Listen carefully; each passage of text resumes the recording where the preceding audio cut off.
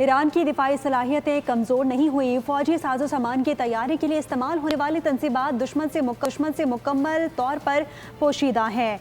Iran के खातिमुल अंबिया सेंट्रल हेडक्वार्टर्स के deputy inspector brigadier general Mohammad Jafari Asadi ने अमरीकी दावों को मुस्तरद करते हुए कहा, दुश्मन को इस बार भी सरप्राइज देंगे। मुल्क की दिफाई पैदावार काबिल कबूल सतह पर बरकरार है। अभी तक अपने तमाम कार्ड जाहिर नहीं किए।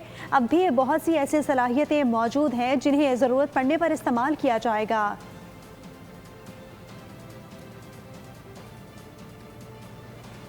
ईरान की दिफाई सलाहियतें कमज़ोर नहीं हुई। फौजी साजो सामान की तैयारी के लिए इस्तेमाल होने वाली तनसीबात दुश्मन से मुकम्मल तौर पर पोशीदा हैं। ईरान के खातिमुल अंबिया सेंट्रल हेडक्वार्टर्स के deputy inspector brigadier general Mohammad Jafari Asadi ने अमरीकी दावों को मुस्तरद करते हुए कहा, दुश्मन को इस बार भी सरप्राइज देंगे। मुल्क की दिफाई पैदावार काबिल कबूल सतह पर बरकरार है।